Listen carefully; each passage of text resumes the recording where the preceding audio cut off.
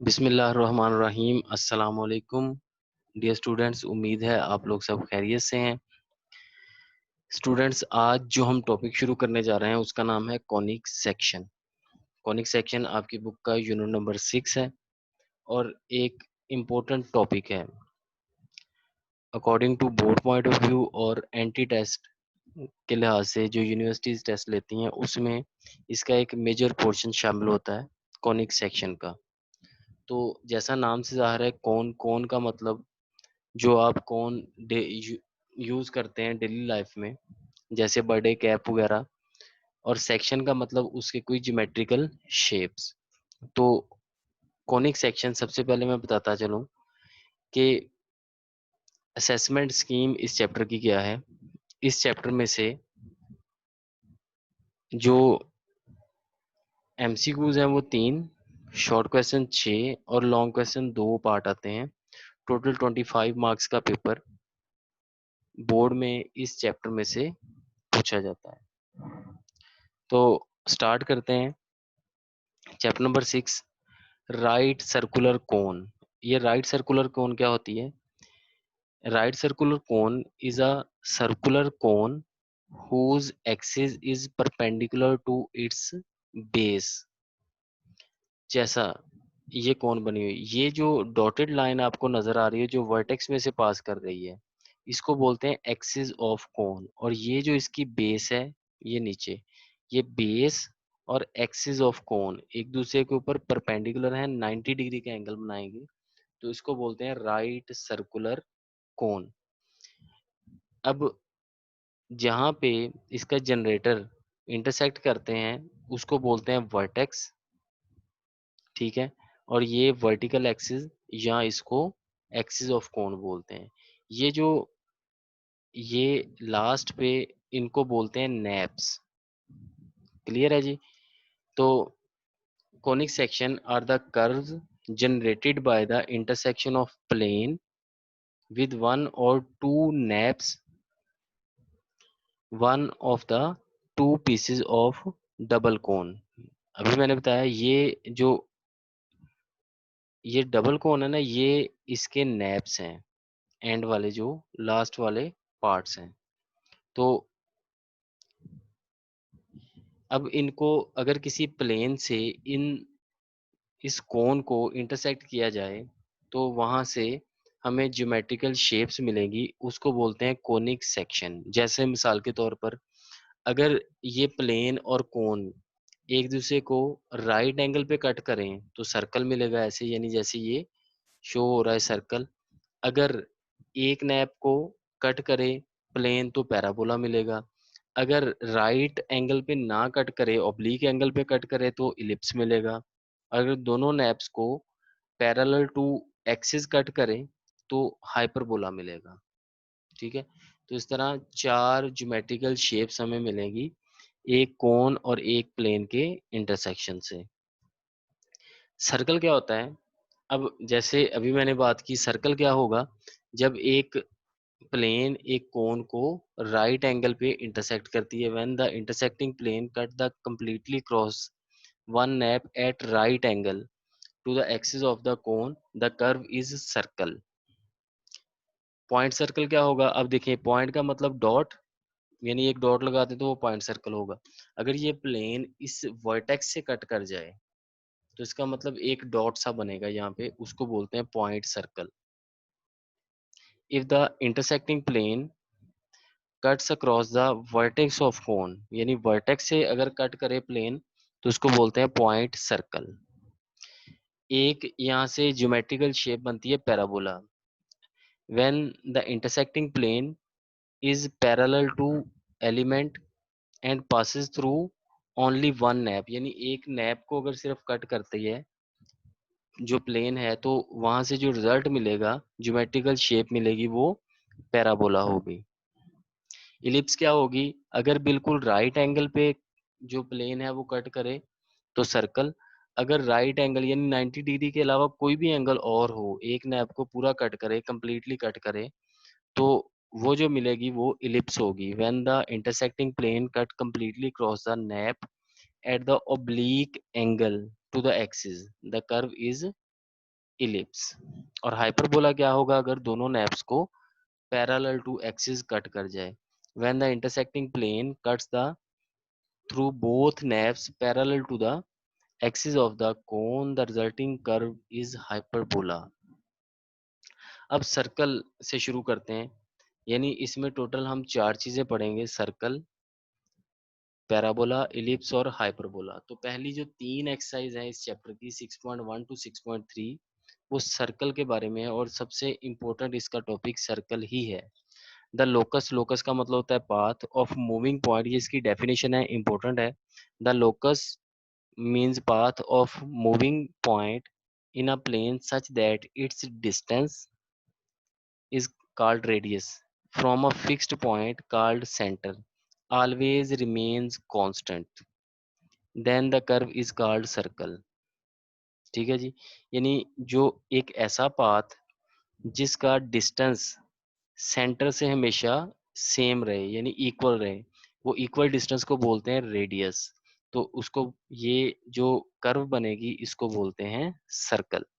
अब equation of circle in standard form, आप देखें आपके पास एक सर्कल है, इस सर्कल पे कोई भी एक लोकस पॉइंट है P जिसकी कोऑर्डिनेट है x और y, और एक सेंटर का पॉइंट है जिसके कोऑर्डिनेट है h और k। आप इनका डिस्टेंस फाइंड करें, कैसे करेंगे, x minus h whole square plus y minus k, यानी first minus first square plus second minus distance formula is equal to r. अगर स्केयर कर लें दोनों साइडों पे तो x minus h whole square plus y minus k whole square is equal to r square. इसको बोलते हैं equation of circle in standard form. ठीक है जी, क्लियर होगी बात। Let p of x I B any point on the circle with the centre C H comma K and radius R, यानी standard form में जो एच और के यूज होंगे वो हमेशा सेंटर के पॉइंट होंगे और जो आर है वो रेडियस हुआ। Equation of circle with centre at origin, अगर सेंटर के पॉइंट ओरिजिन आ जाए यानी एच भी जीरो आ गया के भी जीरो, तो एच की जगह भी जीरो रिप्लेस कर दिया, के की जगह भी जीरो रिप्लेस कर दिया, तो x square plus y square is equal to r square is the equation of the circle with centre at origin. याद रखिएगा, x square plus y square is equal to r square एक ऐसा circle है जिसका centre origin पे होता है, यानी 0,0 पे इसका सेंटर है। Parametric equation of circle, parametric equation आपको पता है ऐसी इक्वेशन जिसमें 3 वेरिएबल्स आ जाते हैं, यानी 2 वेरिएबल्स को in term of third represent किया जाता है, उसको बोलते हैं पैरामीट्रिक इक्वेशन ऑफ सर्कल।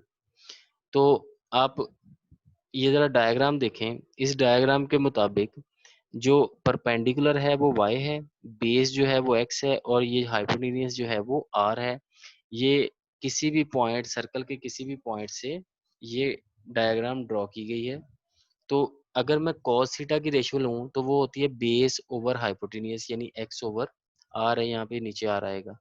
और साइन थीटा की जो रेशियो है वो y ओवर r, ये y नहीं है ये r है।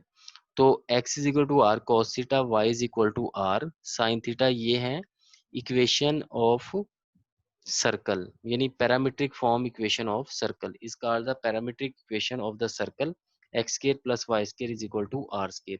इसमें जो पॉइंट हमने भी डिस्कस किया जिससे हमने सारे का सारा डायग्राम बनाई है वो है r cos theta r sine theta, यानी एक्स और वाई है आर कॉस थीटा और r sine theta is called parametric coordinate, इनको बोलते हैं पैरामीट्रिक कोऑर्डिनेट्स। अब ये इसकी सबसे इंपॉर्टेंट चीज, सर्कल की जनरल फॉर्म क्या होती है, equation of circle in general form x square plus y square plus 2gx plus 2fy plus c is equal to 0 is the equation of circle in general form. अब standard form को ही expand करेंगे तो वो general form बन जाया करेगी। इसमें इंपॉर्टेंट चीज क्या है कि अगर आप इसको स्टैंडर्ड फॉर्म से कंपेयर करें ना तो इसका जो सेंटर है वो minus g comma minus F हुआ करेगा, ये जी के साथ नेगेटिव और एफ के साथ नेगेटिव। ठीक है जी, और इसका रेडियस हुआ करेगा g square plus f square minus c under root. ये फार्मूलाज वेरी इंपॉर्टेंट क्योंकि आगे क्वेश्चन में यूज हो रहे हैं। Minus g comma minus f centre, g square plus f square minus c ये है रेडियस। और एक दो चीजें जो आपने याद रखनी है in general, from the coefficient x square and y square are 1। General form में एक्स स्केयर और वाई स्केयर का कोफिशिएंट, ये दोनों स्केयर वाली टर्म्स है ना, हमेशा 1 होगा, याद रखनी है। ऐसा नहीं हो सकता कि एक्स के साथ 5 आ जाए एक्स स्केयर के साथ और वाई स्केयर के साथ 2 आ जाए। दूसरी बात, इन्वॉल्व 3 कांस्टेंट्स, इसमें 3 कांस्टेंट है, एक सी, एक एफ और एक जी। तीसरी और सबसे इंपॉर्टेंट चीज जिससे आप पहचानेंगे कि सर्कल है या नहीं, इसमें कोई भी प्रोडक्ट टर्म नहीं है एक्स वाई की। आप चेक करें जरा, इसमें कोई भी एक्स वाई की प्रोडक्ट टर्म नहीं है। ठीक है जी। सो स्टार्ट करते हैं एक्सरसाइज नंबर 6.1। क्वेश्चन नंबर 1 के 3 पार्ट हैं। हमने in each of the following find the equation of the circle, यानी सेंटर और रेडियस गिवन है, हमने इक्वेशन ऑफ सर्कल फाइंड करनी है। पार्ट ए, सेंटर 5 - 2 और रेडियस 4 है। We know the equation of circle which centre h, k and radius r is, क्या होती है वो, x - h whole square plus y - k whole square is equal to r square. h की जगह 5, ये centre के point है ना, सेंटर इसका मतलब फर्स्ट वाला h है और सेकंड वाला k। तो x - 5 whole square plus y -(-2) whole square और रेडियस कितना है 4, 4 का स्क्वायर।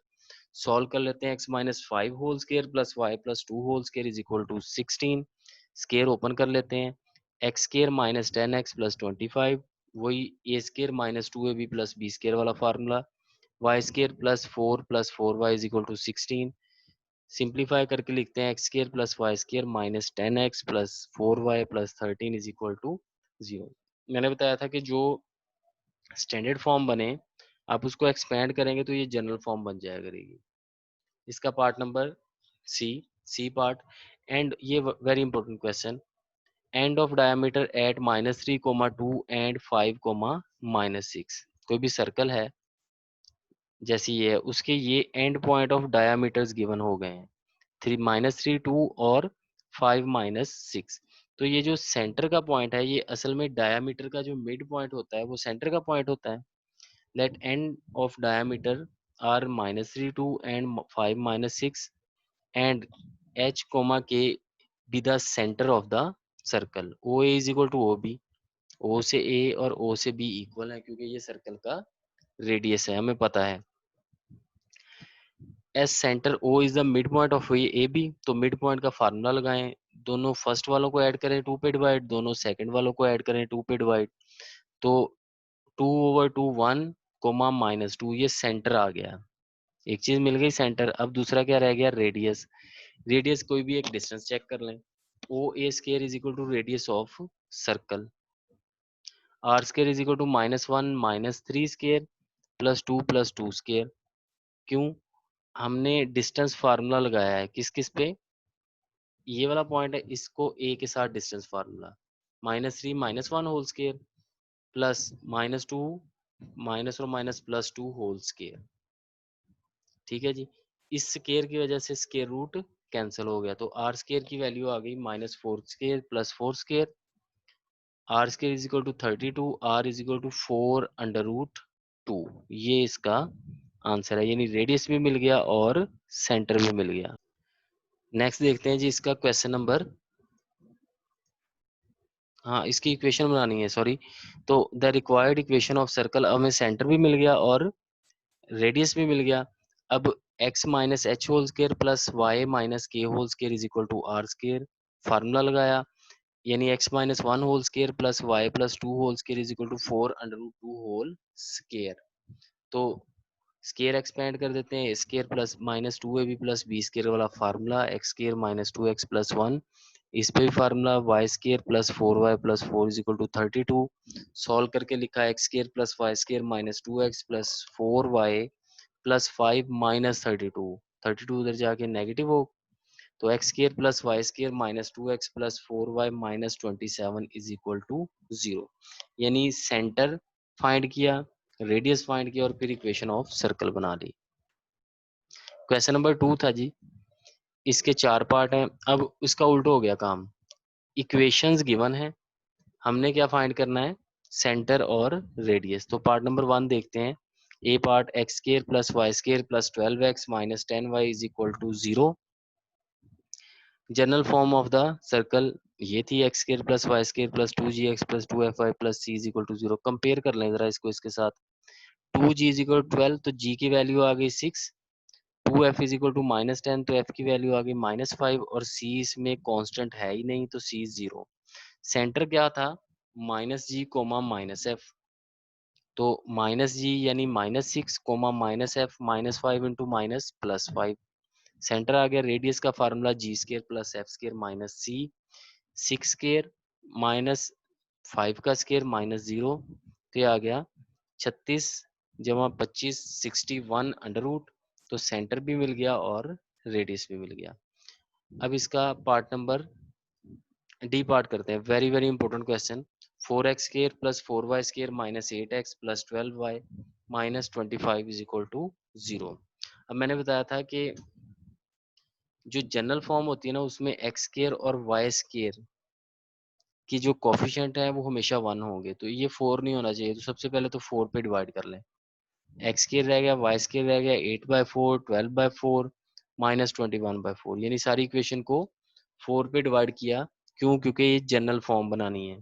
तो x square plus y square minus 2x plus 3y plus minus 25/4। अब इसको जरा कंपेयर कर लें जनरल फॉर्म के साथ।